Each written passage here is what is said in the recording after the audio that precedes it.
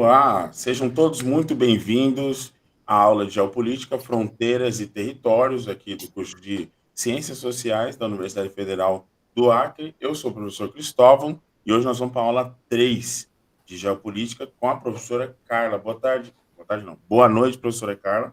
Boa noite, E Cristóvão. aí, a gente está um pouco atrasado por conta das intercorrências da semana passada, as muitas chuvas lá em São Paulo, mas eu espero que os alunos nos entendam e sabendo que vocês também têm os diários para fazer, sejam vocês que estão aqui sincronamente conosco ou aqueles que estão de modo assíncrono. Sobretudo aí, depois, cara, dê uma olhada que tem alunos que agradeceram que a gente está gravando as aulas, porque não tem como assistir a aula no momento que a gente faz aqui o momento ao vivo, né? Mas eles se dedicam o suficiente para poder acompanhar nossos encontros. Eu achei muito bonitinho isso da parte dos alunos que estavam lá, tá bom? Que É bom. importante, tem um feedback bem bacana. É isso, Carla. Hoje nós temos um encontro um pouquinho maior. Eu vou também, a gente vai fazer esse encontro, aliás, vou falar para todos vocês aqui, esse encontro ele vai ter um pouco maior, porque haja vista que nós não tivemos encontro na semana passada. E aí, enquanto a professora tá aqui ministrando a aula, eu vou preparar o próximo diário e organizar, acho que, os seminários de geopolítica, porque a gente está um pouquinho atrasado e sabendo que a gente vai entrar em recesso, aí volta só em janeiro. Então, é importante a gente já deixar isso organizado para que vocês possam também se organizar para o período de recesso e de festas que todo mundo merece nesse ano tão difícil para nós todos. Tá bom? É isso. Tá bom, Cara, é Cristóvão, contigo. muito obrigada. Eu estou aqui no fundo, qualquer coisa, eu ergo a mãozinha para que a gente Claro. possa ter um papo. Os alunos também. É... Ah, tá. Tá falando aqui no chat. Acho que alguém levantou a mão, não, Cristóvão? Eu acho que alguém está comentando aqui. A Sara está dizendo que, infelizmente, ela não pode ligar a câmera porque o problema é no notebook. Tá Não tem falando problema, aqui, Sara, tá tudo bem. tá? A Maria das Dores chegou aqui, a Maria das Dores. Arrumou o seu diário, Maria das Dores? Boa noite, professor. Boa Boa noite, noite, querida. professora. Boa noite. Você arrumou seu diário, mulher? Você viu que eu corrigi seu diário? Ah, o senhor já retornou para mim ele? Será que eu não retornei? Que eu até falei para você escrever mais? Não, eu preciso, tenho que melhorar o primeiro, porque no segundo o senhor disse que estava mais ou menos, e podia melhorar, né? Eu vou olhar o segundo agora, então. Então, acho que eu não devo ter olhado o segundo. Eu vou ler também e dar um feedback, Cristóvão, para você poder mandar para os alunos, tá bom? Não, mas Carla, se você também vai entrar no login lá, Ah, tá bom, você tá pode bom. fazer também. Aí só você se identifica, ó, professora Carla, e dá o feedback. Tá bom? Eu vou olhar de novo, viu, Maria das Dores? Então, eu que Tá estou ótimo, faltando. professor. Sou eu que estou faltando aqui e estou querendo te esculhambar. Tá bom? Faça isso não. Tá bom, então. Professor, é com você, tá bom? Obrigada, Cristóvão. Bom, eu vou retomar alguns minutos a aula passada. A aula passada a gente viu um pouquinho como que funciona o sistema internacional e a divisão assimétrica de poder entre os países, né? Eu expliquei um pouco para vocês sobre alguns autores da geopolítica, expliquei como surgiu a geopolítica, o que é o Estado na geopolítica, quais são os elementos que podem impulsionar ou retardar o desenvolvimento para a geopolítica de determinados países, né? E no final da aula, eu entendo, né, que é o tempo de 1 hora, mas no final da aula eu estava explicando para vocês um pouco da diferença entre a teoria da geopolítica e a transformação dessa teoria em aplicações reais de determinados momentos históricos, né, no sistema internacional. Então, eu vou começar a aula terminando um pouco da explicação da aula passada para vocês. Aí eu vou passar um pouquinho sobre a geopolítica alemã e a geopolítica norte-americana.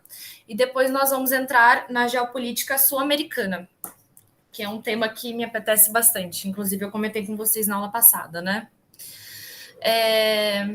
Vocês vão ter acesso à gravação, então não vai ficar cortado, eu vou começar a explicar de agora, e quem estiver assistindo as aulas de forma assíncrona vai poder pegar bem a minha explicação e junto com os slides que eu vou enviar para vocês, tá bom?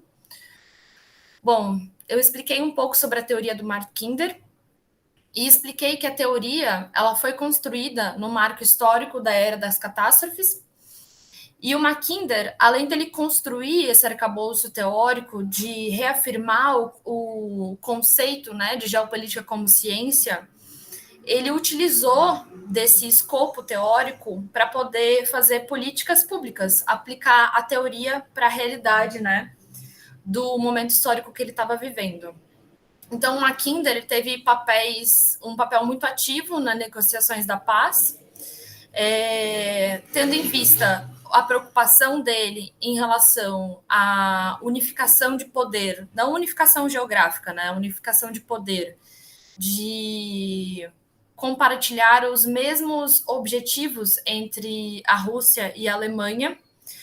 Ele teve a ideia de criar um cordão sanitário, que a gente chama, que são países que sofrem uma balcanização. O que é a balcanização? É a fragmentação de determinados países em territórios menores. A balcanização, ela vem com esse discurso de emancipação nacional, mas, na verdade, ela foi incentivada e motivada por países centrais, países poderosos, inclusive pela potência hegemônica, para a diminuição desses poderes, e eles foram utilizados para conter a aproximação da Rússia com a Alemanha. Aqui eu trouxe para você detalhados, né, sobre a balcanização. Então, a balcanização original proposta por Mackinder, né, incorporava a Polônia, a Tchecoslováquia, a Hungria, a Iugoslávia, a Bulgária, a Romênia e a Grécia. Entretanto, a partir do pacto de não agressão entre a Alemanha nazista e a União das Repúblicas Socialistas Soviéticas, né, desarticulou temporariamente os interesses do poder marítimo. Agora, eu expliquei para vocês a teoria, expliquei para vocês uma forma que ela foi aplicada. Quando a gente fala de geopolítica, eu toquei nesse assunto brevemente na aula passada, as pessoas geralmente tendem a associar geopolítica ao nazismo, por exemplo, né? Ao Haushofer. Por quê? Porque a teoria, eu uso a geopolítica, por exemplo, nos meus estudos, no mestrado, né? E usei na minha graduação também. Ela pode explicar várias manifestações que são reais. Por exemplo, se um país tem saída ou não para o mar, como eu expliquei para vocês, né? Se ele tem possibilidade de comercializar, se ele tem possibilidade de aumentar o desenvolvimento econômico via esse comércio, trocas. Isso é uma coisa. Mas a geopolítica ela também foi utilizada como uma justificativa. Então, eu trouxe para vocês aqui alguns fragmentos de insights assim, que eu tive, que a teoria ela parece razoável e pertinente no âmbito bélico, como a gente viu durante as 2 guerras mundiais, né? Durante as 2 guerras mundiais, ela foi utilizada, e no pós-Segunda Guerra Mundial, né? Como desfecho desse conflito bélico. Mas ela também foi utilizada como justificativa de um país se sobrepor ao outro. Porque, assim, isso entra uma questão do nacionalismo. Eu trouxe para vocês também na aula passada a questão do sentimento de pertencimento, dos elementos não materiais. Uma coisa é eu, Carla, economista, pesquisadora, falar para vocês que eu sou nacionalista.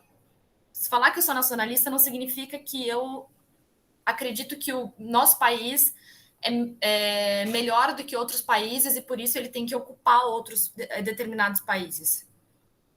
Mas o nacionalismo do Haushofer, que a gente chama de nazismo, né?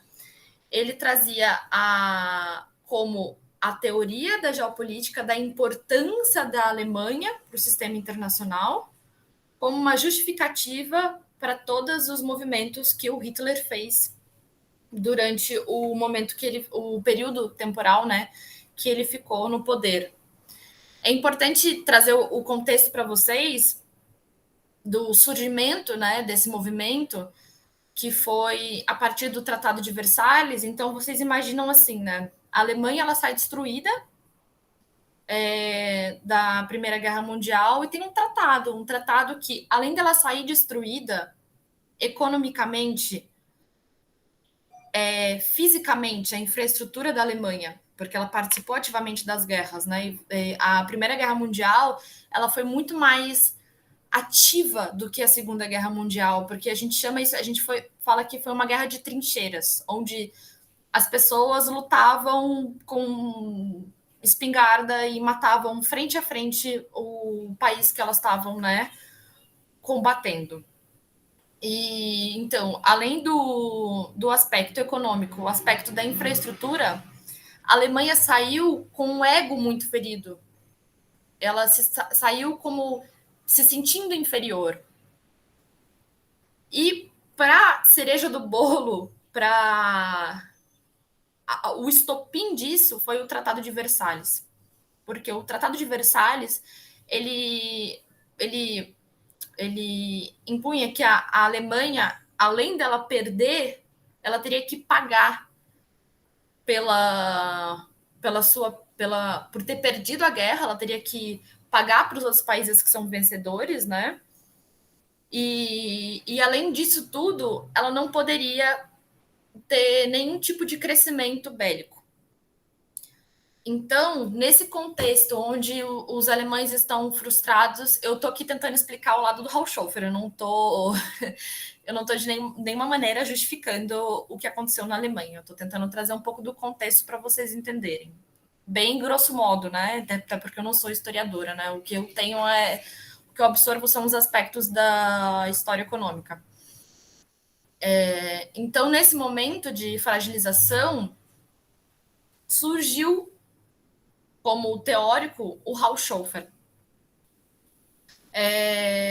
Isso deu justificativa para movimentos racistas, movimentos xenofóbicos dentro da Alemanha, que eu acho que é de conhecimento geral.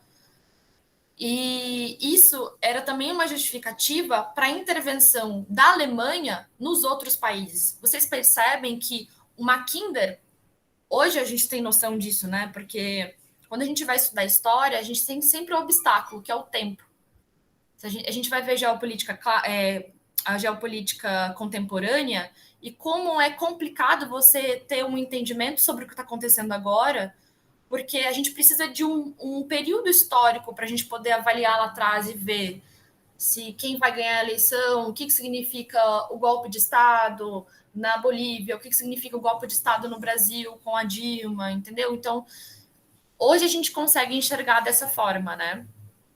Então, o Haushofer, ele, com essa teoria, né, ele justificava que a Alemanha era um povo soberano, era melhor do que os outros, e ele teria o direito de intervir diretamente, diferente do Mackinder, porque o Mackinder, ele interviu no afastamento entre a Alemanha e a Rússia de forma indireta, certo? Ele não atacou a Rússia, ele não atacou a Alemanha.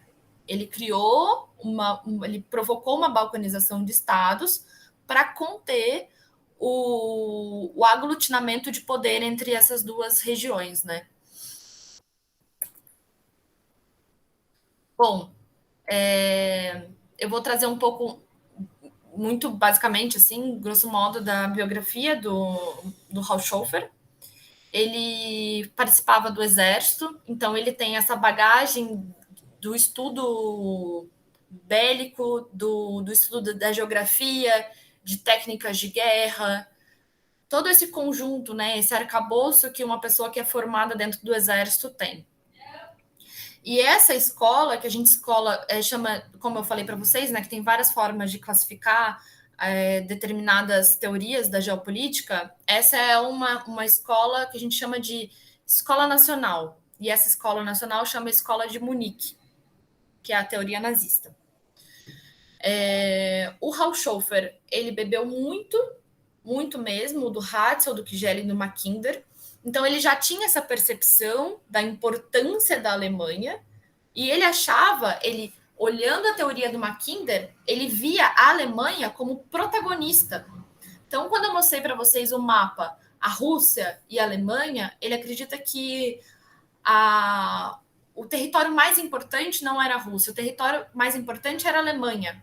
Porque na Alemanha, por cima da Alemanha, eu vou mostrar um mapa para vocês daqui a pouco, é que passa o canal, que dá acesso ao Atlântico, que se você descer, como eu mostrei para vocês, que dá acesso ao Pacífico, né? Via canal do Panamá. Então, ele olhava a Alemanha, ele entendia tudo da teoria do Mackinder, mas ele via que a Alemanha era superior, era um território muito mais importante. A Rússia só poderia se dar bem dentro do poder do sistema internacional se ela fosse aliada da Alemanha. O Hitler, ele escreveu um livro, quando ele estava preso, né, que chama My Kampf, que é a minha luta. E além do Hal Schofer, né, quem contribui para esse arcabouço da Escola de Munique também é o Hitler. Eu tenho, inclusive, o livro deles aqui. Se vocês quiserem também, eu tenho um PDF. É um livro muito importante, assim, dentro da geopolítica, porque trazem vários conceitos de questão do Estado, da geografia, da importância dos rios, táticas bélicas, olhando por fora, né, com um olhar totalmente parcial, né, sobre a situação, entendendo todas as atrocidades que aconteceram na Alemanha naquele momento histórico, né. Bom, então a gente olhou a teoria do Mackinder, viu a teoria sendo aplicada na realidade com a balcanização dos estados. A gente olhou para a construção, edificação da teoria da Escola de Munique. A gente viu o contexto histórico do Mackinder, nós vimos o contexto histórico do surgimento da Escola de Munique. Agora, a gente vai ver uma outra escola. Essa escola é uma escola nacional também. A gente vai ver um pouco também do contexto histórico. Eu vou falar um pouco de hegemonia para vocês britânica, a importância do poder marítimo. E é claro que existem outros geopolitólogos que estudavam naquele momento sobre isso, mas o meu objetivo aqui, até porque a aula é muito sucinta, é trazer os expoentes, né? Os principais expoentes, quem consolidou, quem criou as diretrizes para a criação dessas teorias dentro do arcabouço da geopolítica, né?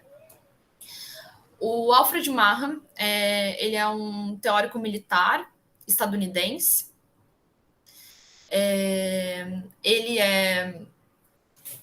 Ele escreveu um livro, chama A Influência do Poder Marítimo na História. E nesse livro ele discutiu a história naval britânica. Por quê? Porque antes da Primeira e da Segunda Guerra Mundial, quem tinha o poder hegemônico, quem que era o país hegemônico, que tinha o maior poder bélico, o maior poder de coerção entre os outros países, vide até a influência britânica em relação ao nosso país, ao Brasil, né? Por que a Alemanha conseguiu esse poder?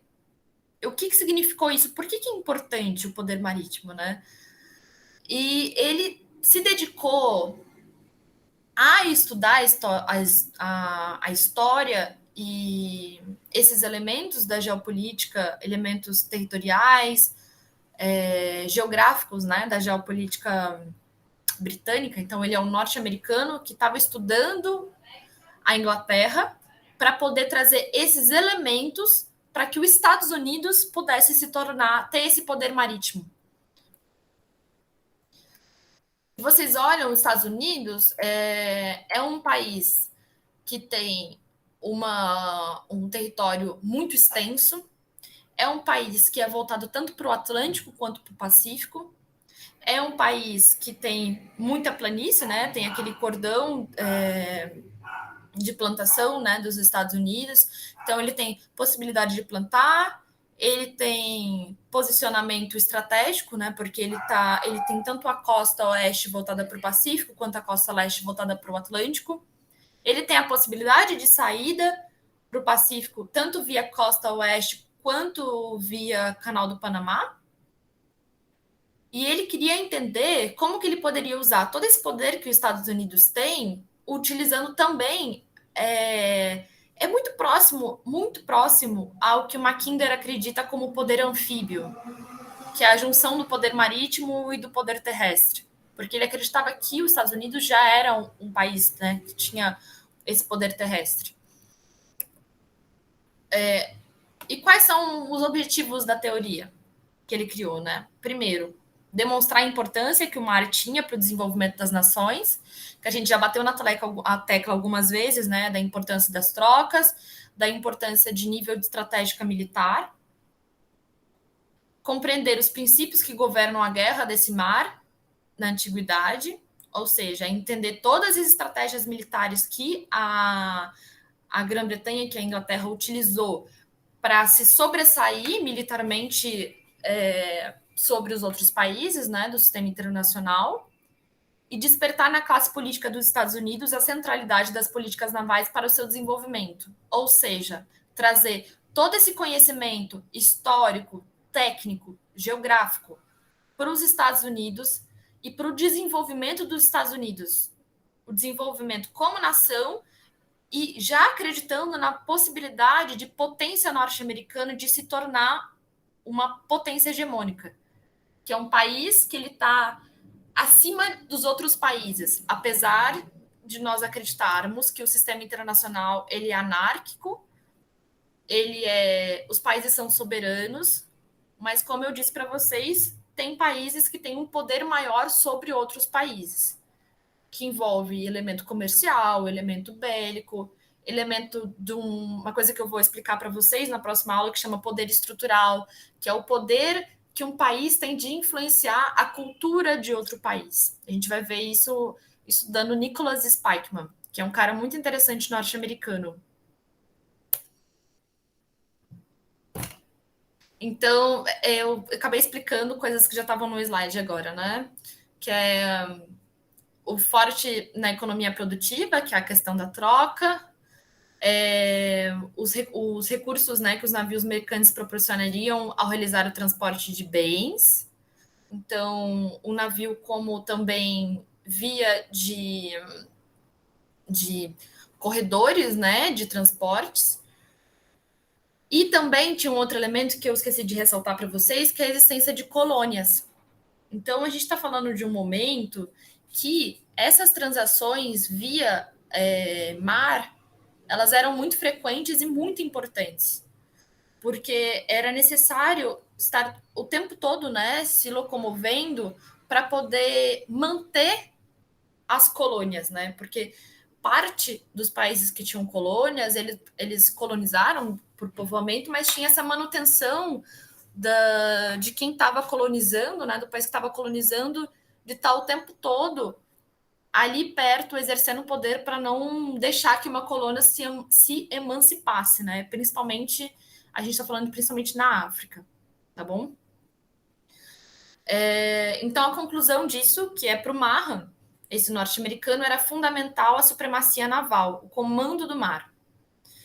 E ele via como pontos estratégicos o Caribe e o Estreito de Gibraltar. Então, tudo que eu falei agora de mapa, a gente vai entender mais ou menos nesses dois mapas que eu vou apresentar para vocês.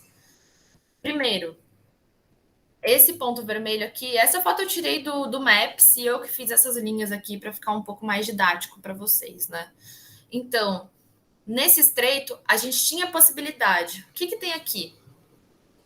Aqui tem uma coisa que hoje, tá? Eu acho que a gente está numa transição energética aí, talvez eu brinco que o lítio é o novo petróleo, mas a gente tem uma coisa que chama petróleo, que é o item estratégico mais importante naquele momento, e quiçá hoje também seja o item mais importante ainda para a gente, né?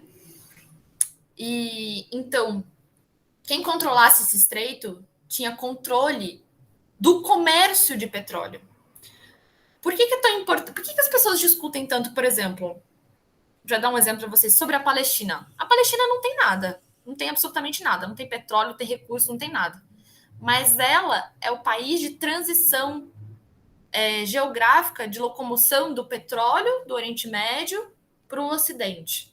Então, esses pontos são estratégicos, porque se você barrar, se você construir um muro, se você barrar aquele pedaço territorial ou esse estreito territorial, não tem fluxo comercial. Ou vai ter um fluxo comercial muito dificultoso, e que não é o objetivo, né? Porque quem comercializa, o objetivo maior é reduzir custos e reduzir tempo de viagem, né? Que também é reduzir custos. Além disso, tem a saída, né, dos países europeus, do leste europeu, né, principalmente, da saída do mar Mediterrâneo para o Pacífico. Outro ponto que o Mahan levanta, e nesse momento ele também levanta, pensando nos Estados Unidos, que ele imagina que um outro ponto estratégico é o Triângulo do Caribe, que é literalmente esse triângulo que eu desenhei aqui para vocês, mas é um pouco para frente, aqui pegando Cuba.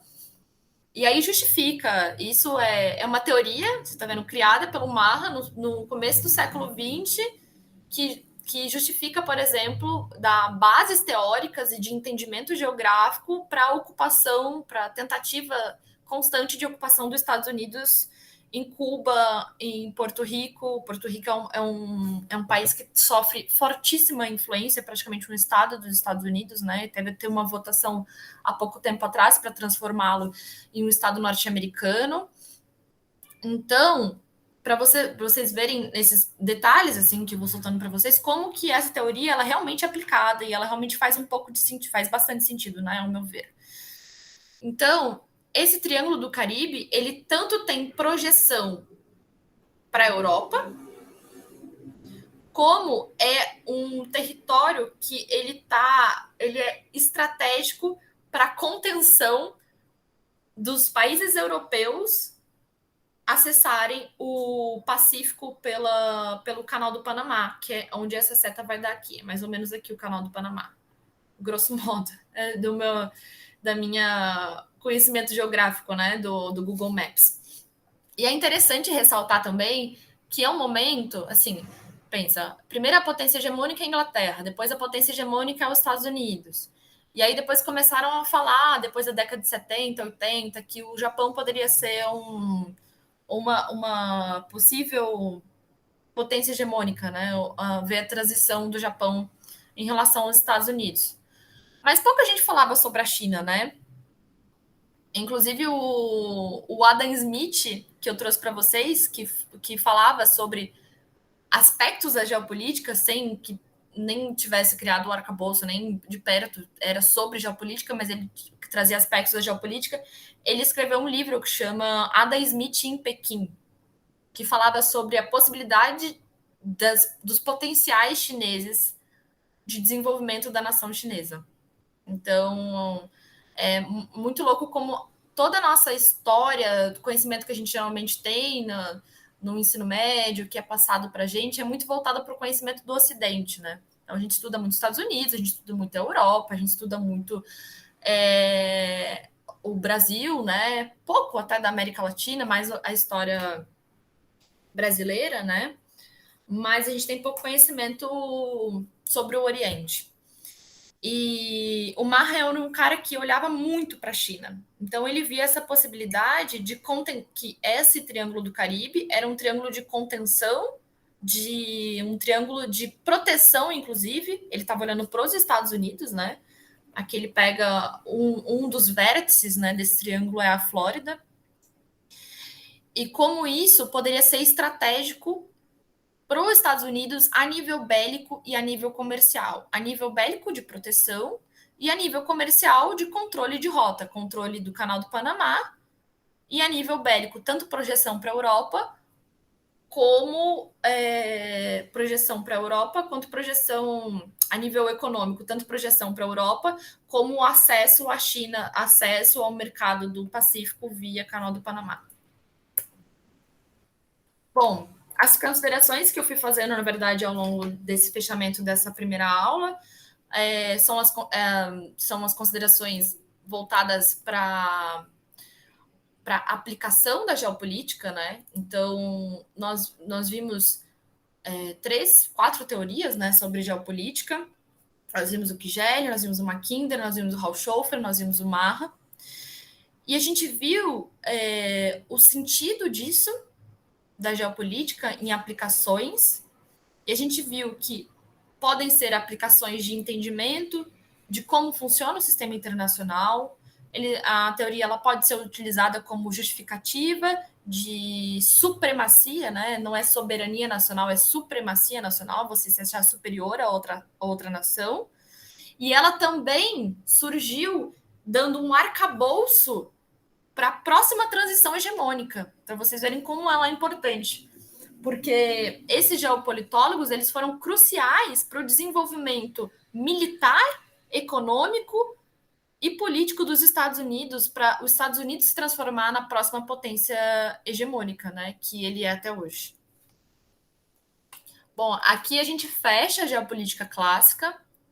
Eu peço até que vocês façam links em relação ao diário de bordo de vocês, né, na próxima da aula passada. Peço desculpas de novo pela minha ausência na semana passada, né, que teve uma chuva muito forte em São Paulo e a minha internet estava muito instável e eu preferi não dar aula porque eu estava com muito medo de cair, né? E agora eu vou começar a apresentar para vocês a geopolítica da América do Sul. A geopolítica da América do Sul, ela fez parte da minha formação não como economista, né? Também como economista, mas a minha formação como pesquisadora.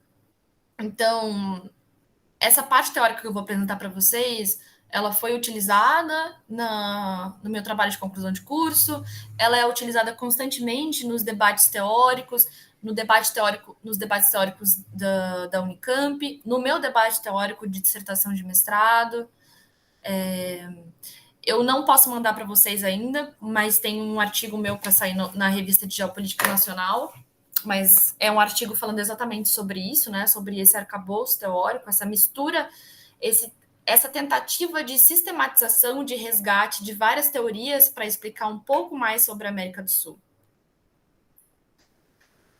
Então, eu vou falar um pouco da metodologia, igual eu falei na aula passada. O objetivo geral dessa aula é olhar esse debate teórico da geopolítica a partir da lupa sul-americana, ou seja, tem um esforço de não pegar os geopolitólogos desses países centrais, os países poderosos, para olhar a América do Sul.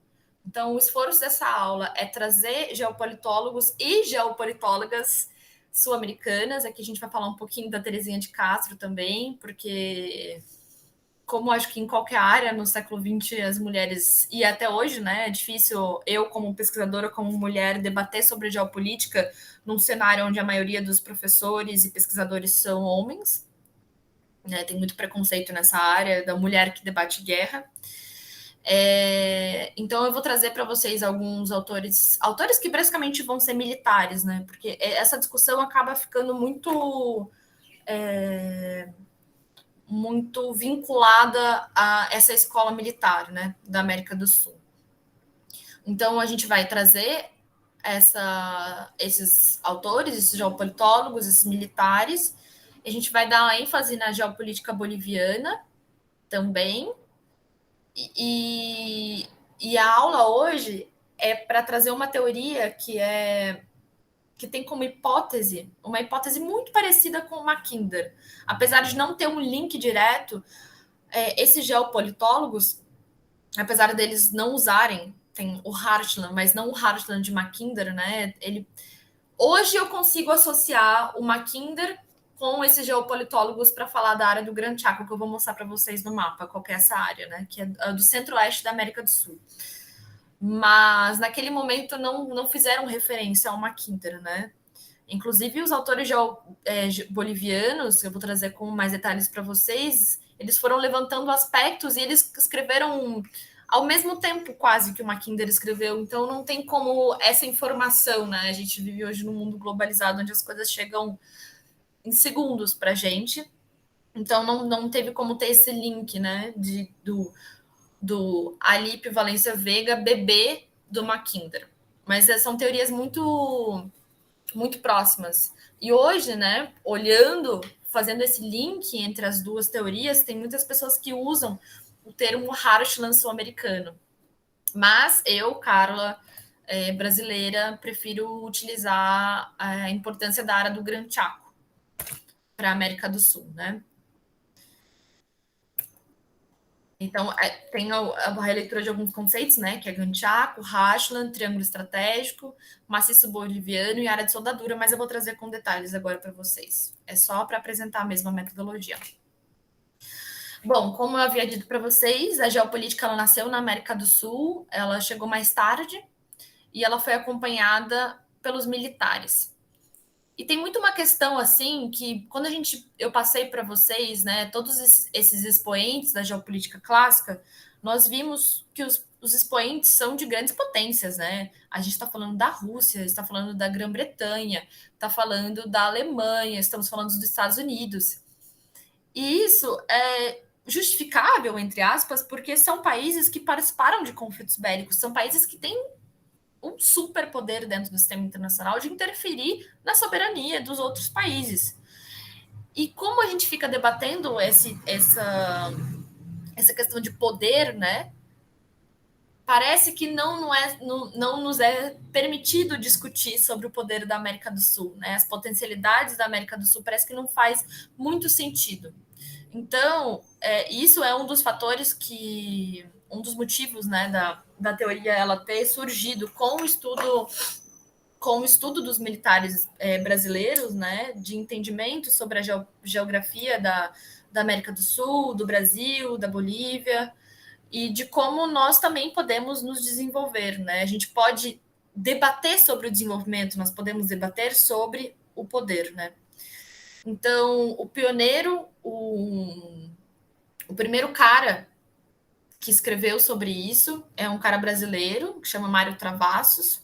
Eu tenho o livro dele também. Quem quiser me pedir bibliografia, acho que o Cristóvão já disponibilizou para vocês o meu e-mail pessoal. Eu também estou disponível, tenho os livros em PDF, também como aqui comigo. Eu posso apresentar para vocês também o livro, se vocês tiverem interesse no final da aula. É um livro que chama Aspectos Geográficos Sul-Americanos. E o livro principal dele, depois de 1930, ele escreveu Projeção Continental do Brasil. Esse livro, ele é tido como, assim, como o clássico da geopolítica brasileira e sul-americana, porque ele debate a América do Sul, né? Bom, qual é a hipótese, né? Quando a gente fala de uma ciência, quando a gente fala de pesquisa, e vocês vão construir o TCC de vocês, a monografia, não sei qual que é o trabalho que vocês fazem no final do curso, e vocês vão estudar, né? Acho que no próximo ano vocês vão entregar esse trabalho. Eu espero, né, que todo mundo se forme e que dê tudo certo. Vamos aprender bastante nesse próximo ano sobre metodologia, né? Então, para uma teoria existir, eu até comecei a explicar um pouco de Lakatos, mas acho que acabou fugindo um pouco do objetivo da aula. Mas acho que é importante trazer isso, que uma ciência, uma teoria, ela só faz sentido se ela tiver uma hipótese. Então, qual que é a hipótese do Mário Travassos? Qual que é a hipótese do Marra? A hipótese do Marra é que o poder naval é central para o desenvolvimento de uma nação. A hipótese do Mackinder é que se a Rússia juntar o poder da Rússia juntar com o poder da Alemanha, eles são capazes de controlar o mundo inteiro. A hipótese do Haushofer é que a Alemanha é protagonista central para toda a geopolítica mundial, e ela é melhor do que dos outros países. Então, a hipótese do Mário Travassos é que a América do Sul ela é formada por porções antagônicas. O que significa isso? Então, ele vai descrevendo essas porções entre norte-sul e leste-oeste. Ou seja, leste-oeste, a antagonia entre o Pacífico e o Atlântico, a antagonia entre o Prata e o Amazonas. O que é o Prata, gente? O Prata é uma bacia que fica aqui, ó, a bacia do Prata. E a bacia amazônica que fica aqui. Então, são as duas saídas para o mar e as duas saídas para as bacias, que também desembocam no mar, né? Então, eu trouxe aqui uma citação indireta, né, que eu fiz.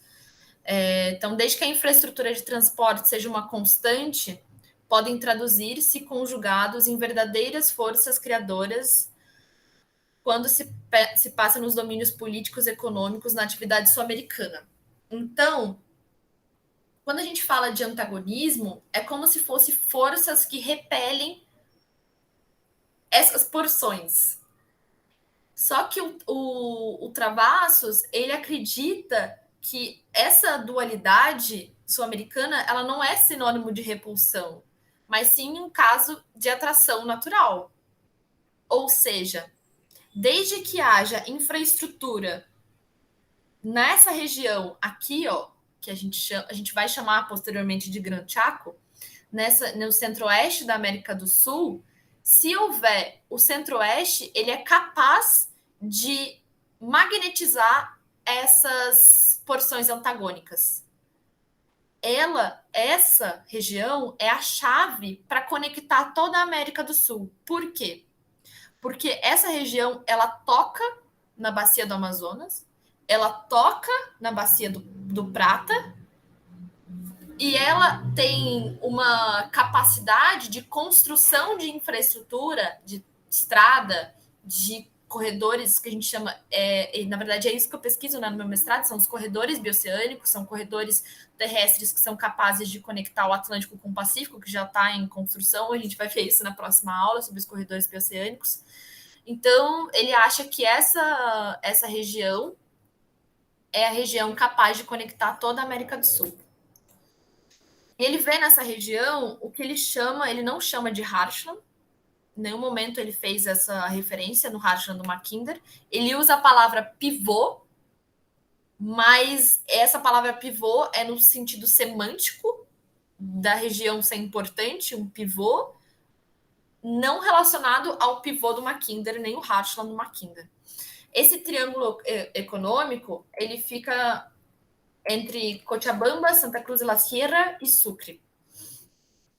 E aqui eu trouxe uma frase que eu achei muito interessante de um outro geopolitólogo boliviano.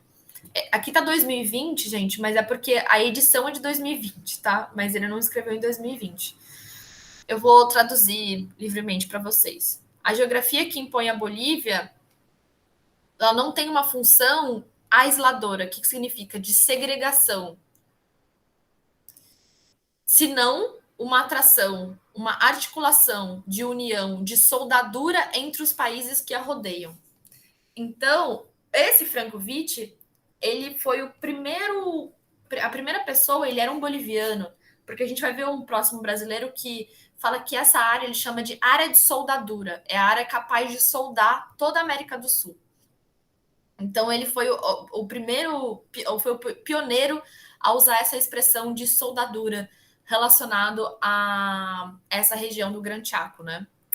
Então, aqui eu vou trazer para vocês um pouco sobre como diferentes autores enxergam essa região como uma área importante e as diferenças geográficas, né? As diferenças limítrofes que cada um encara como área importante, né?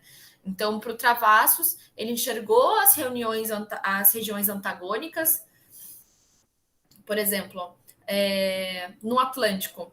O Atlântico ele tem toda a rota comercial que envolve com os Estados Unidos, com a Europa, e até hoje continua sendo, isso vai mudar, acredito eu, espero eu, com os corredores bioceânicos, mas continua sendo a rota mais utilizada, né? Inclusive para transação comercial com o Oriente. no Atlântico tem muitos rios que desembocam no Atlântico, então é muito fácil isso que a gente chama de multimodal, que é usar o fluvial, depois o marítimo, usar o terrestre, depois o fluvial, depois o marítimo, tem muitas possibilidades. Em contrapartida, o Pacífico, ele tem poucas... Tem uma coisa que facilita muito o porto, são essas áreas, eu esqueci o nome agora, mas são essas áreas que fazem esse tipo de contorno aqui, como uma orla, mas tem outro nome específico para isso. O litoral do Chile, ele é um litoral mais reto, ele tem poucas áreas, essas áreas de orlas, que eu vou lembrar o nome e vou mandar para vocês depois. Então, ele via todas essas diferenças, essas particularidades, e ele achava que esse triângulo era a região mais importante da América do Sul, né? Por quê? O ponto entre Cochabamba e Santa Cruz era importante por oferecer a saída da Bolívia à bacia amazônica pelo rio Madeira e Mamoré. Então, aqui para cima, ó, aqui está La Paz. Aqui para cima, a gente já tem a bacia do Amazonas. E, gente, também eu estou explicando uma coisa para vocês, e vocês estão bem perto aí geograficamente, né? Tem a bacia do Amazonas, e aqui da bacia do Amazonas ele desemboca no mar. Já essa é o ponto de ligação, né? Agora o vértice de Cochabamba, ele foi selecionado, né, pelo Travassos, ele ganhou o papel de protagonista no âmbito comercial e logístico, e ele atuou como ponto articulador, né, da referida hidrovia, que é a hidrovia Madeira-Mamoré, e Sucre por ser um vértice econômico. Naquele momento, o Travassos, ele já enxergava... Sucre não, desculpa, gente, Santa Cruz, por isso que eu fiquei meio confusa na hora de explicar. Santa Cruz, o Travassos já enxergava naquele momento que Santa Cruz ia ser um potencial produtor. Apesar de isso não ser importante naquele momento nas rotas comerciais, hoje, eu como Carla, economista e aspirante a geopolitóloga, eu enxergo essa região como uma região de um super potencial produtor, um super potencial logístico, e naquela época não era, mas ele já projetava, que é muito interessante, né? Esses insights que esses geopolitólogos têm, da mesma forma que o Mahan teve para uma possível transformação dos Estados Unidos numa potência hegemônica, e o que foi que efetivamente aconteceu, né?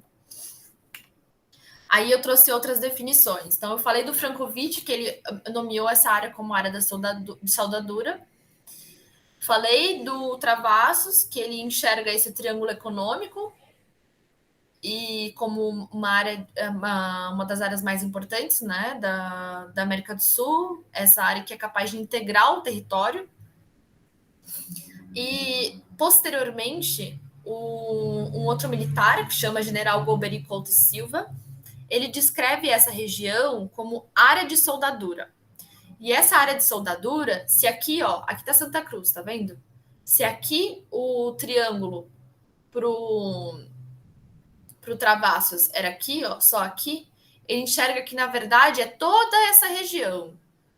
E é uma coisa muito importante eu estar falando isso para vocês da parte contemporânea de hoje, né? Inclusive, um trabalho que eu desenvolvi fora da Universidade Federal do Acre, fora da UNILA, com o professor Cristóvão, é justamente pesquisando sobre essa área Gran Chaco, a importância dessa área Gran Chaco que ela exerce hoje na América do Sul, e a gente estuda os corredores bioceânicos que passam por aqui, exatamente por aqui, aonde o general Golbery Couto Silva falou que se daria a área de soldadura, né?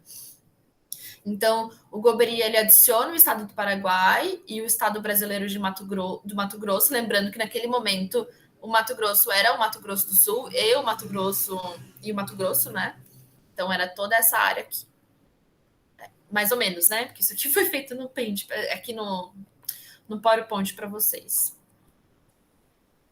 E é interessante porque ele adiciona essa área, mas acaba, no final das contas, né, sendo basicamente a Bolívia, porque se você olhar o norte, essa região, essa aqui, ó, essa bola aqui, essa parte do Paraguai, ela é chamada de Chaco, né? Esse aqui é o Chaco Paraguai.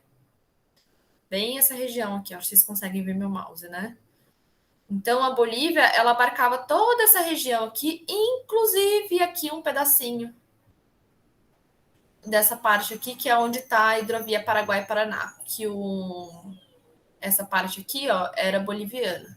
Toda essa parte aqui, a gente vai ver daqui a pouquinho, com mais detalhes.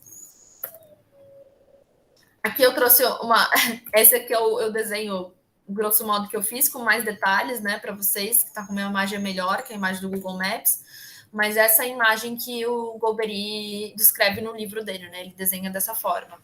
Então, a gente consegue ver a Bolívia aqui, o Mato Grosso do Sul, Mato Grosso, e aqui o Paraguai, e aqui a gente tem o norte também da Argentina. Lembrando que essa área hoje é a área de produção de celulose, produção de trigo na Argentina, produção de soja, produção de gado. E ela é uma área onde se produz quase e produção não, extração, né, de minérios também tem nessa área, que é a área de que fica em Santa Cruz, né, que é onde extrai minério de ferro. Chama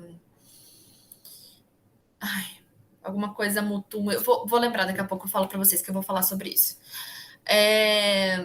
Então, todas essas commodities que são produzidas e extraídas dessa região são hoje as principais commodities que nós exportamos para a China. Essas commodities são o insumo dessas commodities que faz o Brasil hoje ter superávit. Não que eu concorde que temos que depender de commodities, né? Eu sou super a favor da industrialização da América do Sul.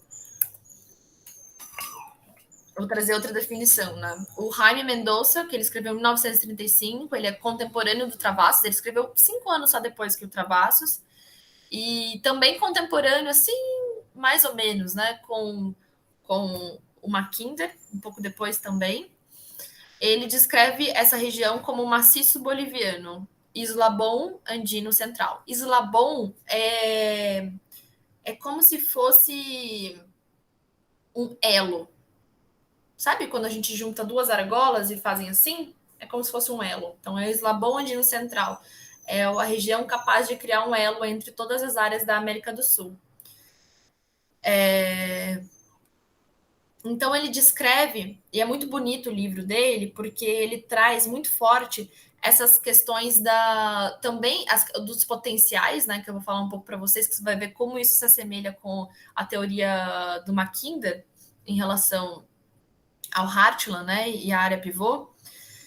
Mas é um livro muito bonito porque ele traz todos esses aspectos que são não materiais, que eu nomeei para vocês, né? Que, só eu que nomeei assim, não materiais, né? Que são essa coisa do sentimento da Bolívia e das pessoas que moravam lá, e de como a Bolívia nasceu para crescer, para se desenvolver. E, além disso, ele traz os aspectos, como eu disse, né, que é muito parecido com o Mackinder. Então, a Bolívia ela é responsável por abrigar grandes riquezas minerais, ele traz o ouro, o cobre, o salitre. O salitre, a gente vai ver um pouquinho agora, mas o salitre é um insumo capaz de... Ele é utilizado como fertilizante, né? A prata, o fertilizante, os outros fertilizantes, o petróleo, entre aspas, porque naquele momento eles acreditavam que tinha um petróleo naquela região do Chaco, né? Hoje a gente sabe que não tem petróleo lá. Depois da Guerra do Chaco, a gente explorou e ficou sabendo que não tem.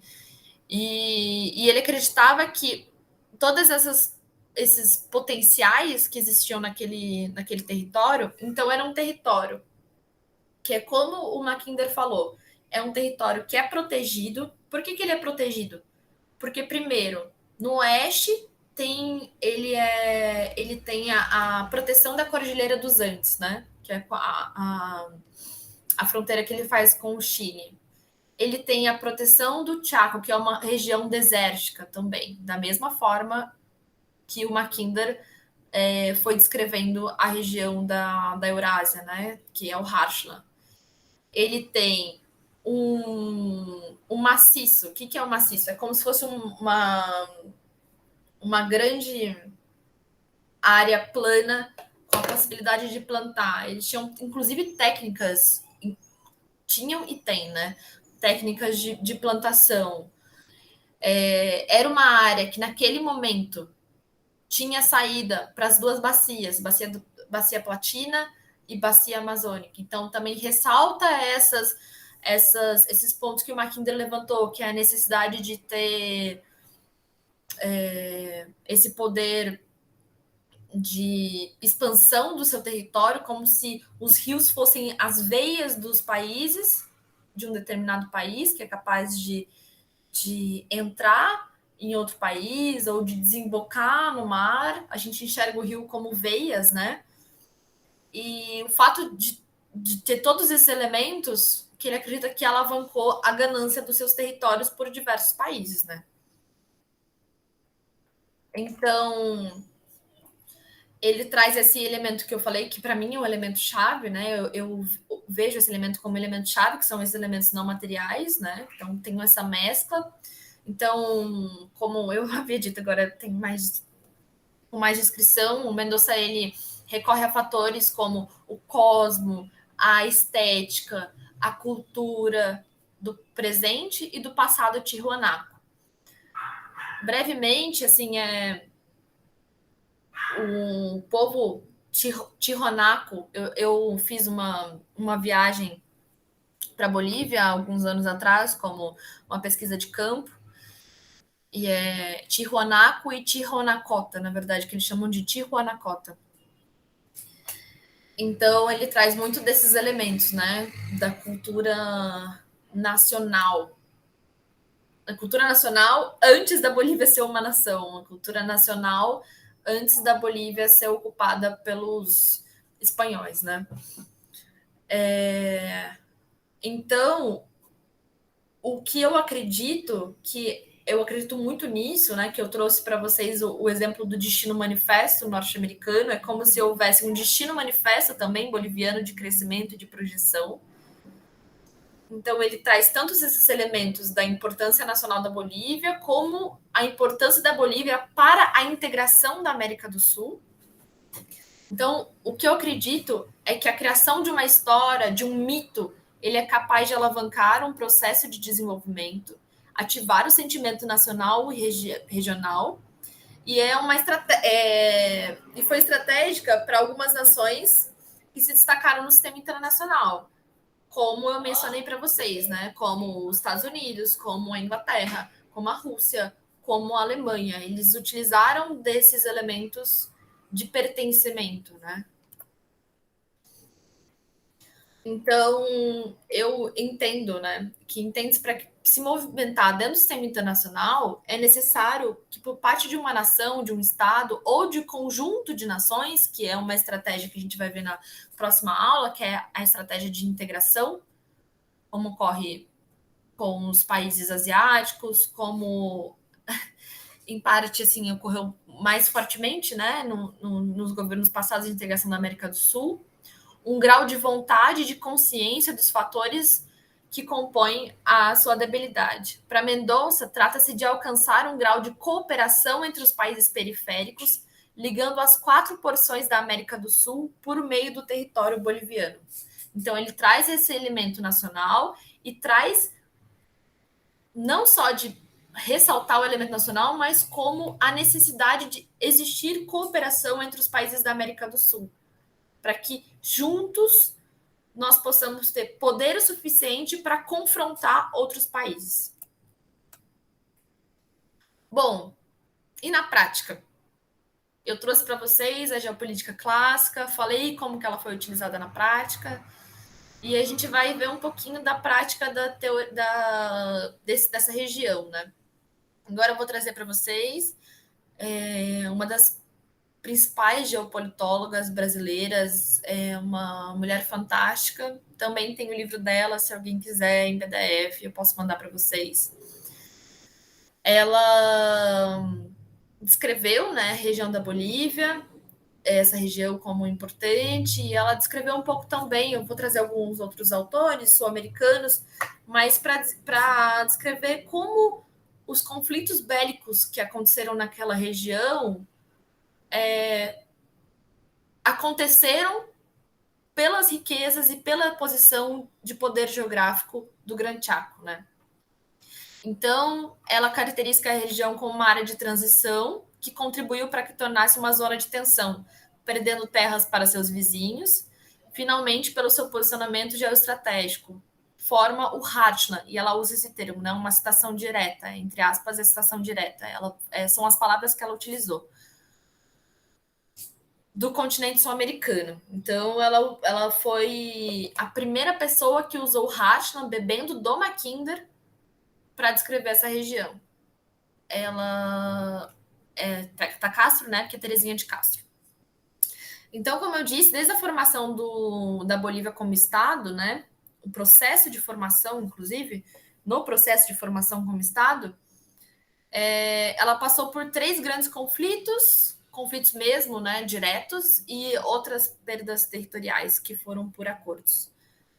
Então, nesses conflitos, ela perdeu o território para o Brasil, para a Argentina, para o Chile e para o Paraguai. E o mais importante de pensar que ela perdeu o território é quais são esses territórios, o que significa a perda desses territórios. E o significado da perda desses territórios é a saída do mar, tanto a saída direta, que é o território que ela perdeu com o Chile, que a gente vai ver com mais detalhes, e como a saída facilitada para o mar. O que é a saída facilitada para o mar? É o que eu disse para vocês, que são essas veias que desembocam no ar, que é tanto a saída pela hidrovia Paraguai-Paraná, como pela Madeira Mamoré, em cima pela bacia Amazônia e Platina. Que eu vou trazer muito sucintamente, só para vocês entenderem um pouco sobre, muito mais do que detalhar a guerra do Pacífico, é entender os motivos, quem ganhou e por que ganhou, tá? Então, o primeiro conflito foi a Guerra do Pacífico. Ele foi um conflito motivado pelo guano e pelo salitre. E por que os países queriam guano e salitre? Porque a Europa tinha e tem uma terra, com exceção da França, que é um grande centro, um grande produtor mundial, um grande celeiro, né? É o celeiro da Europa, terras muito inférteis. Então, esse insumo, o guano é literalmente o excremento, o cocô de um pássaro, que é utilizado como hoje não é muito utilizado, mas o salitre hoje continua sendo utilizado como fertilizante. Ele está junto dentro do NKP, que a gente vai ver na próxima aula também, a importância do fertilizante. Então, ela teve como motivo principal o controle do guano e do salitre. Então, o objetivo era amenizar o solo enfraquecido europeu. Nesse momento, a Bolívia, como ela era muito... A Bolívia nunca chegou a ocupar realmente todo o seu território, né? Nem aí no Acre, nem no oeste. Então, a Bolívia ela ficou muito concentrada geograficamente nos territórios de extração de minério, de ouro e de metais, e de pedras. Então, a Bolívia... o Chile já estava na Bolívia extraindo guano e salitre. Só que a Bolívia não estava preocupada com esse guano e salitre, porque ela estava ali retirando ouro, prata, minérios do território do Sucre, né? Mas, naquele momento, que teve um momento de maior ápice da demanda sobre esses insumos, ela passou por um momento de queda comercial. Então, naquele momento, ela precisava, além da queda comercial, ela sofreu uma... Sofreu não, né? Ela se deu conta que ela precisava de uma demanda de infraestrutura para poder escoar os minérios. Então, ela precisava do dinheiro e precisava reivindicar o território, porque era o território dela, que era o território que desembocava no mar, que literalmente era depois da Cordilheira dos Andes, né? Então, aqui está a Bolívia, aqui está a Cordilheira e aqui está o mar boliviano. Então, o objetivo era, e foi construída, inclusive, depois, uma ferrovia. Aqui eu trouxe uma imagem que está bem melhor do que eu explicar com as mãos, né? Bom, aqui estava a Bolívia. Essa parte, o Chile, ele tinha esse território, e essa pontinha aqui era da Bolívia. Entendeu? Então a ideia, o Sucre está mais ou menos aqui, era criar uma ferrovia que fosse daqui e desembocasse no mar para poder exportar isso aqui, subir aqui e exportar para os Estados Unidos. Ou subir aqui pelo canal e exportar. Era uma saída para o mar, né? Só que acontece, para a Inglaterra, para a Inglaterra era importante que a Bolívia perdesse o seu poder. Então é curioso porque a gente demora um tempo para entender o quão nosso território é importante para o sistema internacional, e a Inglaterra, todas as potências, todas não, né? A Inglaterra e os Estados Unidos são as duas potências hegemônicas desse período histórico, elas incentivaram financeiramente todas as disputas que a Bolívia sofreu para a Bolívia perder o território. Então você vê que não é por acaso que as potências incentivaram e fomentaram o ganho, a vitória, né, do país que estava confrontando a Bolívia. Então, a hegemonia inglesa, a Grã-Bretanha, patrocinou o Chile, e o Chile acabou vencendo a Bolívia porque ele tinha maior volume de exército e maior potencial bélico, né, do que a Bolívia. A Bolívia perdeu o território da costa, né? Em contrapartida, o Chile ficou de construir uma ferrovia que ligaria La Paz ao litoral do Pacífico. Essa ferrovia foi construída, ela existe até hoje, mas a infraestrutura dela é muito limitada e ela não é capaz de transportar commodities, minérios de ferro. É uma ferrovia muito antiga e hoje ela nem é utilizada. E um dos objetivos, inclusive hoje, é reconstruir essa ferrovia, né? Porque ela não tem como reformar, tem que colocar outros trilhos, colocar trens de alta velocidade para poder dar essa saída para a Bolívia. Então, entre aspas, a Bolívia tem, mas não tem uma saída para o mar. Porque o território é chileno. O chileno fez uma concessão daquele pedacinho para a Bolívia poder sair. E a Bolívia ganhou a ferrovia, e nesse inteirinho o Chile ficou com a região de Antofagasta e Tarapacá. Aqui está a região de Tarapacá. Curioso hoje que os vinhos chilenos, os melhores vinhos chilenos, são feitos em Tarapacá.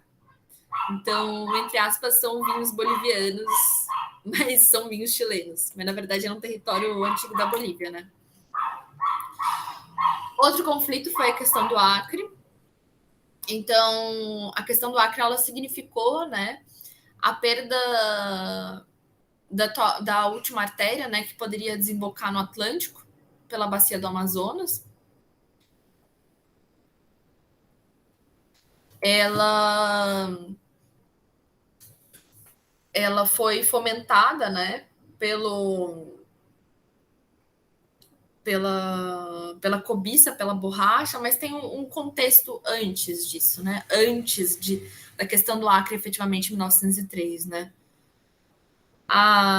Naquela região, né, as tentativas de aproximação estrangeiras, elas remontam desde 1826, quando o Brasil negou o pedido estadunidense para navegar no Rio Amazonas. Então, desde 1826, essa região que vocês vivem, ela sofreu muitas interferências estrangeiras. Então, eu estou colocando isso porque a gente tende a enxergar vilões e mocinhos nas histórias, né, nos processos históricos. Então, a Bolívia é uma grande vítima e os Estados Unidos, o Brasil é um grande vilão. Eu acho que os Estados Unidos é um grande vilão mesmo, né? Mas eu não enxergo o Brasil dessa forma e eu vou colocar um pouco para vocês sobre isso, né? Então, o Brasil não deixou os Estados Unidos passar. O Império Brasileiro não aderiu ao Tratado de Livre Navegação. Então, se o Brasil não deixasse, era impossível a navegação de estrangeiros na bacia amazônica. Só que a Bolívia deixava os outros países navegarem com os barcos bolivianos, então era muito difícil controlar essa movimentação, esse fluxo, né, na hidrovia no Amazonas, né?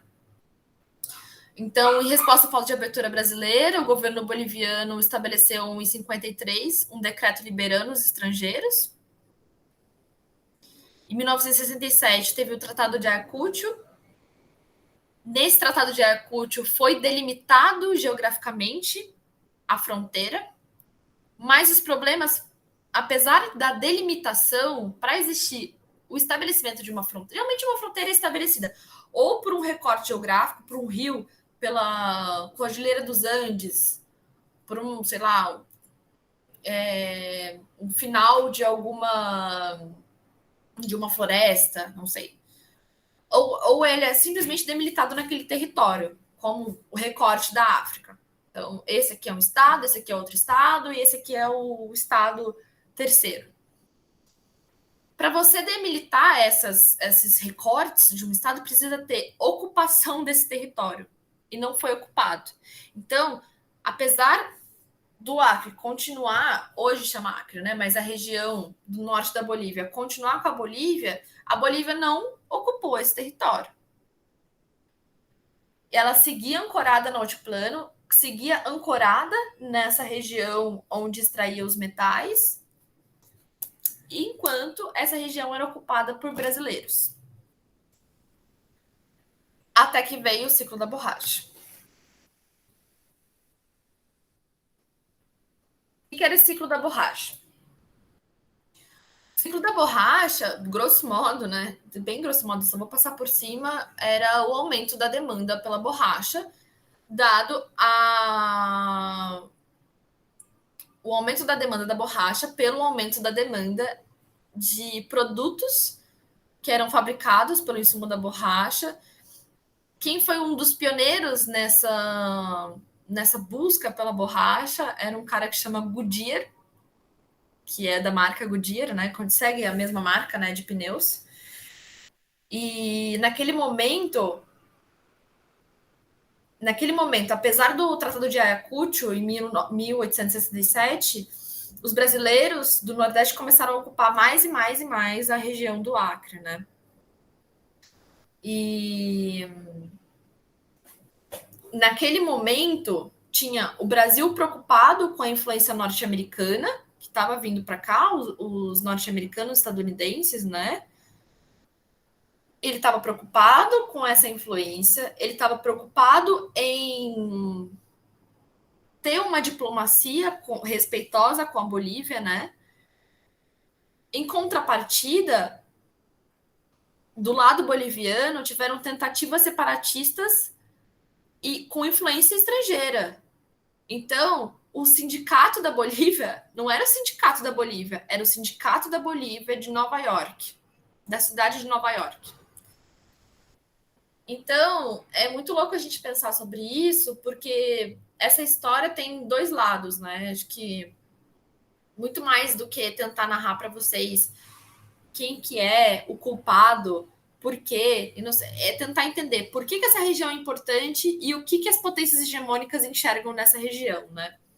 O Muniz Bandeira, que é um economista / historiador, um dos principais pesquisadores brasileiros, ele escreveu vários livros, na verdade, sobre a Bolívia, escreveu livros que sistematizam todos os conflitos. um livro para cada conflito, ele se dedicou bastante sobre isso, né? Ele se dedica muito sobre a história da América do Sul. Ele recorda que, por mais que os Estados Unidos declarasse que não interveriam na soberania brasileira, começa aspas, poderosos interesses estavam em ação e qualquer mudança desagradável poderia ocorrer, pois os homens do Bolivian Syndicate especularam com linguagem agressiva de muitos jornais brasileiros para irritar o Departamento de Estado. Então, aqui já é a Bolívia, sem o território, né, que ela perdeu para o Chile. Aqui está o território do norte da Bolívia. Aqui é a saída para a bacia amazônica. Aqui. E essa é a região que a Bolívia perdeu, que hoje é o estado do Acre no Brasil, né? Então, com o território dominado por brasileiros, impedindo que o trabalho do, entre aspas, sindicato estrangeiro, né? Porque, na verdade, era um sindicato. O que é um sindicato? É uma organização de trabalhadores que reivindicam determinadas condições de trabalho, né? Eles se agrupam para poder reivindicar alguma coisa. Só que, na verdade, eles estão reivindicando interesses estrangeiros, né? Não estão reivindicando o interesse nacional do boliviano, senão ao interesse estrangeiro.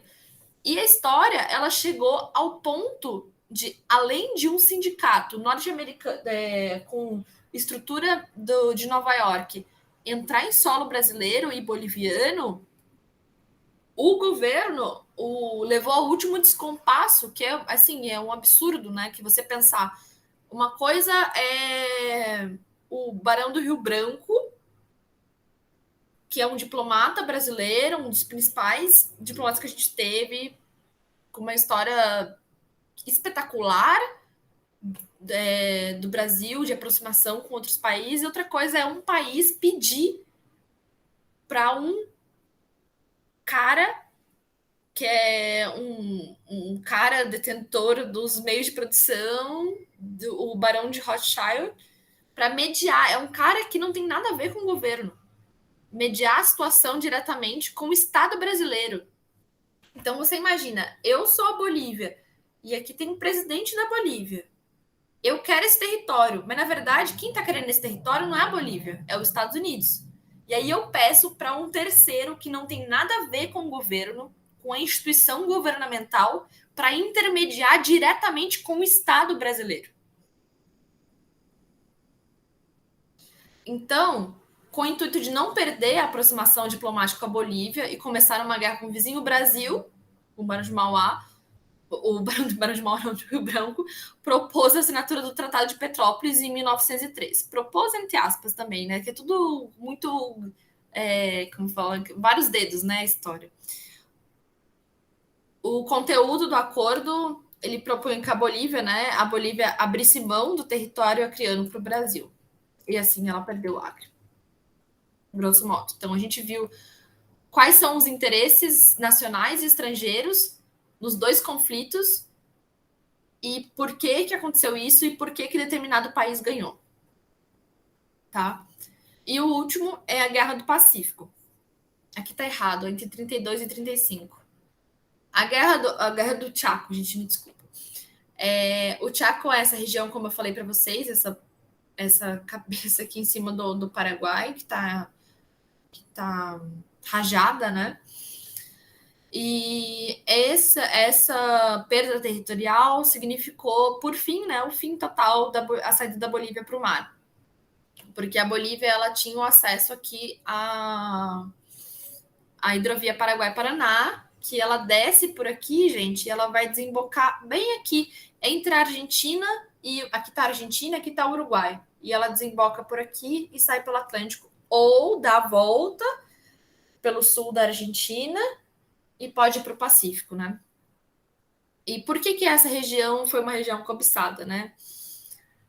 Qual que é a chave, o estopim dessa guerra, né? Essa região tinha uma exploração, havia a exploração de petróleo. Mas não é é a exploração para ver se havia petróleo naquela região, né? Pela empresa norte-americana Standard Oil. E essa região era importante tanto por ter petróleo como uma região de logística para o escoamento desse petróleo via a Bacia do Prata. Então, o que aconteceu? Foi uma guerra, na verdade, entre uma guerra, né? Foi um interesse entre duas exploradoras de petróleo, uma norte-americana e uma britânica. Então, acreditava-se que naquele território tinha petróleo, não tinha, mas a Bolívia acabou perdendo o território paraguai. Tanto por não estar ocupando, ela não ocupava o Chaco naquele momento, porque não tinha nenhuma cobiça nem nada, a Bolívia continuava ocupando os territórios com extração de minério, como o Paraguai também foi ajudado pelos Estados Unidos para poder derrotar a Bolívia. Então, o que a gente viu? A gente viu novamente a teoria, a aplicação da teoria na prática, e a gente viu o jogo de poderes entre esses países. Então, eu acho que essa aula é muito importante, né? Eu acredito muito nisso. A gente vai ver na próxima aula a aplicação desses conceitos na geopolítica contemporânea da América do Sul. E eu gosto muito de pensar que Carla, né? Eu sou entusiasta do processo de integração da América do Sul. E é uma teoria que eu acredito de verdade, né? Que é real, né? A importância do Gran Chaco, a importância da América do Sul, e como a gente pode, a partir dessa unificação territorial, tanto de infraestrutura, tanto comercial, hoje a gente pensa em outros aspectos, né? Integração produtiva, a gente é capaz de se emancipar no sistema internacional. Juntos, a gente tem mais poder do que separados. E é isso. Termina a aula.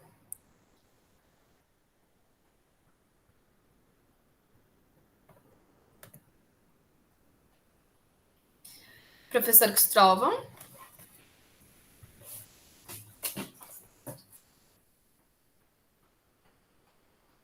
Não sei. Eu estou aqui, peraí. É que eu fui pegar a janta. Aqui. Cadê, gente? Voltei. É que eu fui pegar a janta e tirar meus tênis dali da sacada. Enquanto você estava falando. A pessoa que é entusiasta da integração sul-americana. Você também é. Eu também sou. Gente, eu acho que a gente vai. Eu vou deixar depois um link de um vídeo bem explicativo do canal Nerdologia, que explica a questão do Acre, e que a professora Carla fez a abordagem. Eu falei que ia fazer de forma bem sucinta, porque o objetivo não era descrever, também. Eu não sou historiadora, né? Eu quero ver qual que é o elemento de cobiça e quais são as influências estrangeiras nesse conflito, né? Eu acho que é uma questão que é fundamental a gente entender, claro, que entender as questões clássicas que estão associadas ao desenho. Deixa eu desativar esse WhatsApp aqui. Eu comecei, enquanto a Carla falava, eu comecei a falar com Dona Olinda, minha mãe. Mas vamos lá. Como eu estava dizendo, acho que esse recorte clássico que a Carla faz é fundamental para a gente compreender a ascensão que se tem do debate geopolítico até o debate contemporâneo. Contemporaneamente, a gente faz uma mudança que traz os debates geoeconômicos. Então, todos esses elementos que a Carla tem levantado e feito esses apontamentos que são fundamentais no que diz respeito à compreensão do debate geopolítico, quando a gente for falar sobre geoeconomia, que eu acho que já, assim, se nessa, a outra aula, se na outra aula, a outra ainda, a gente vai falar só essencialmente que a gente fecha esse módulo, né? E aí a gente vai falar sobre geoeconomia, entender esse panorama atual, né? Que a cara já vai começar a dar esse passo nessa direção, é fundamental. E aí eu já deixei o diário de bordo aqui para vocês. O material, o texto, 2 textos que a Carla, enquanto ela fazia as referências dos textos, eu peguei aqui, eu vou fazer o upload. O diário de bordo também já está aqui. Cadê? Diário de bordo 3, já está aqui, ó. Diário de bordo 1, aula 3. Então, para vocês fazerem, se entregar. Quem entregou o diário? Né? Quem está com o diário? Quem está com o diário em dia, tudo bem. Quem não está com o diário, por favor, coloque-os em dia. E acredite que quando ele ficar reflexo na apertado, prova depois. reflete na prova e depois fica difícil para poder correr com esse material para poder entregar. Porque você não aprende, né?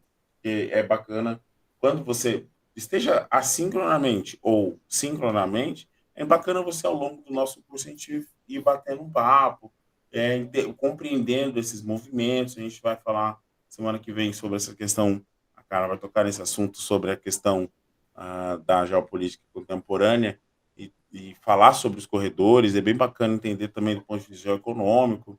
Então, 100 anos depois, aliás, 115 anos depois, a gente tem a conexão do estado do Acre ao restante do território nacional, que é um momento também de transição geopolítica e geoeconômica no mundo todo. Então, tem todas essas questões para a gente poder se antenar dentro do nosso debate. Volto a dizer, façam os seus diários. A segunda coisa, eu vou ver se... Agora, é que eu estou lançando a disciplina para os alunos também de planejamento regional. Mas, assim que a gente fechar aqui, eu já vou ver se eu consigo já elencar as coisas para o seminário de vocês, tá? Para vocês fazerem a apresentação. E eu acho que e organizar uma data da prova, né, cara? Sim. Para início do ano, né? Porque já volta... já volta com a gordura do Peru. Eu fiz as resenhas também, né? Eu não sei se a gente vai fazer essa. Não sei se dá tempo. Não sei se dá tempo. Não, mas a prova eu prefiro que seja assim, sabe? Seja por resenha comparativa, igual eu fiz tá. passado. Ótimo, tudo bem. Eu vou falar isso depois no final da próxima aula, né? Que aí que eu vou já para provas, eu vou explicar para eles. Pode ir já adiantando, porque assim, como vai sair desse recesso, eu fico com medo depois volta e quer correr com... Não, claro, é porque assim, como tá gravado, né? Eu vou falar agora. Semestre passado, eu dei como atividade para os alunos para escreverem uma resenha. Por que eu dei resenha, né? Porque a resenha é diferente da prova, diferente de um resumo, ela envolve a resenha crítica, né? Ela envolve a articulação de todas as teorias que eu expliquei. E não é só um resumo, você coloca a sua opinião, né? Você analisa criticamente todas essas teorias. Então, eu acho que é a forma mais assertiva para cobrar quando você está dando várias teorias e você faz esse esforço de tentar linkar essas teorias, né? Sem dúvida. Você sempre consegue desempenhar essas coisas com maestria, Carla. De modo geral, é isso, gente. Alguma dúvida nesse encontro? Claro que as dúvidas ficam. Essa aula ela é baseada no texto que já está aqui. Se vocês podem clicar ali, ó, temas geopolíticos, o discurso geopolítico, essencialmente as páginas 11 até a 77, e lá estão os debates, os textos que embasam esse debate aqui, tá bom? Claro que você vai lá, vai ler o texto, né, para você se embasar para construir seu diário, e também compor nesse cenário todo, como foi a nossa aula aqui.